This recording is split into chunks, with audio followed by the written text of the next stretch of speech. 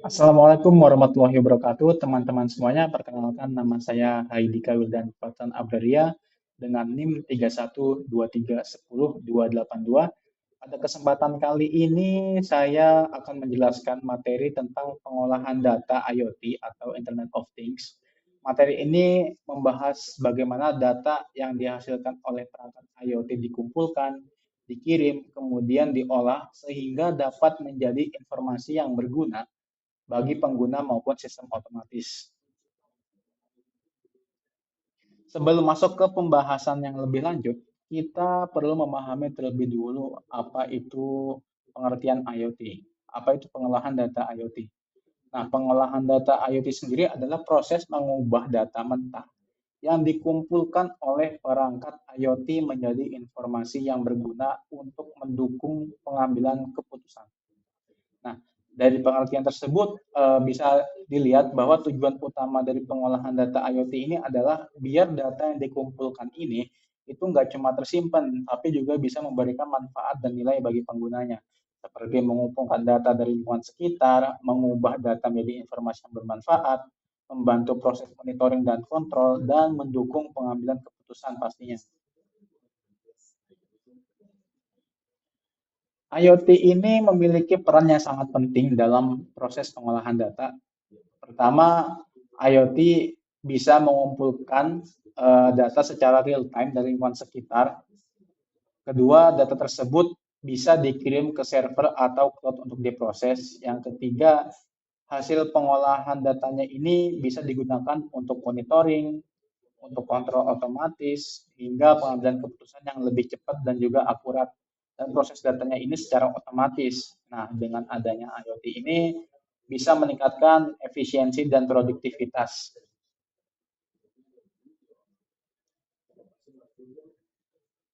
Proses pengumpulan data pada IoT ini dimulai dari sensor. Nah, jadi sensor ini mendeteksi perubahan seperti lingkungan pada lingkungan seperti suhu, kelembapan, cahaya, gerakan.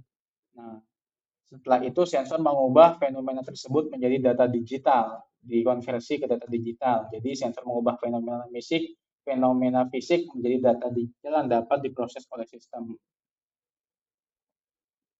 Kemudian data itu disimpan sementara sebelum dikirim melalui jaringan menuju server atau cloud untuk diproses lebih lanjut. Dalam proses pengumpulan data ini, pasti ada beberapa tantangan yang harus diperhatikan. Yang pertama adalah kualitas sensor. Nah, sensor sendiri harus sesuai dengan kebutuhan pengukuran agar data yang dihasilkan bisa akurat. Kemudian ada ketersediaan energi karena banyak perangkat IoT yang menggunakan baterai sebagai sumber daya. Yang ketiga ada akurasi data karena banyak sensor bergantung pada baterai atau sumber daya yang terbatas. Ada juga yang terakhir adalah konektivitas jaringan. Jadi kalau misalkan jaringannya nggak stabil, maka data yang didapat juga terlambat atau bahkan bisa jadi gagal dikirim. Nah, setelah berhasil dikumpulkan datanya, langkah berikutnya adalah mengirimkan data tersebut. Nah, pengiriman data ini bisa dilakukan melalui berbagai media komunikasi seperti Wi-Fi, Bluetooth, jaringan seluler maupun teknologi LPWAN. Data yang dikirim nantinya akan diterima oleh server atau cloud untuk disimpan dan dianalisis. Berikutnya membahas tentang metode pengiriman data IoT. Terdapat beberapa metode pengiriman data yang umum digunakan dalam IoT. Yang pertama adalah public subscribe menggunakan protokol MQTT. Pada metode ini, perangkat mengirim data ke sebuah topik dan perangkat lain yang berlangganan topik tersebut akan menerima data secara otomatis. Kelebihannya ringan, terus juga cepat, dan cocok untuk IoT. Yang kedua ada request response menggunakan HTTP, di mana perangkat mengirim permintaan ke server dan server memberikan respons. Kelebihannya mudah digunakan dan juga banyak diaplikasikan pada penggunaan web. Yang ketiga ada batch transmission, yaitu pengiriman data secara berkala dalam jumlah besar untuk menghemat bandwidth. Kelebihannya ini menghemat bandwidth tadi dan juga mengurangi penggunaan energi. Dan yang terakhir adalah priority based transmission, yaitu metode yang paling memprioritaskan data penting agar dikirim lebih dahulu dibandingkan data biasa. Kelebihannya ini data pentingnya dikirim jadi lebih cepat dan juga meningkatkan efisiensi jaringan. Nah, pengolahan data dalam IoT mencakup analisis data, transformasi data, dan juga interpretasi data.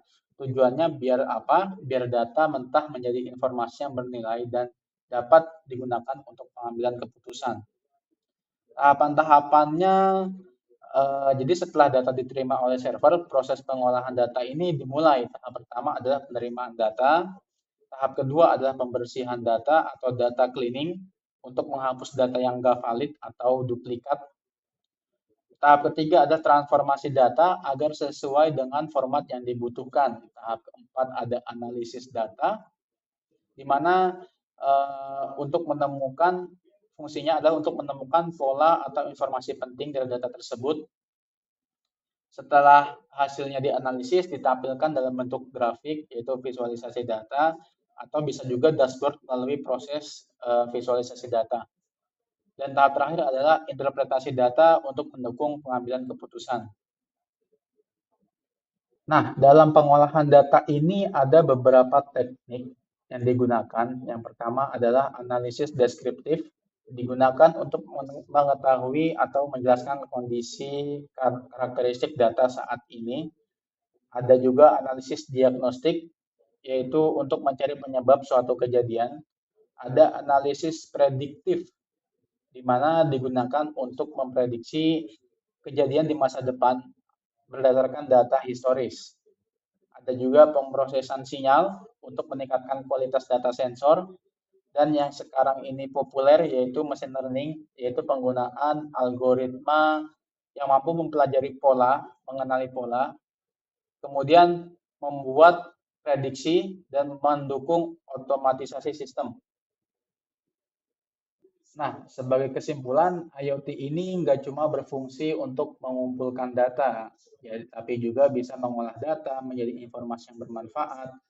Terus prosesnya ini meliputi pengumpulan data, pengiriman data, pengolahan data, hingga analisis dan juga pengambilan keputusan.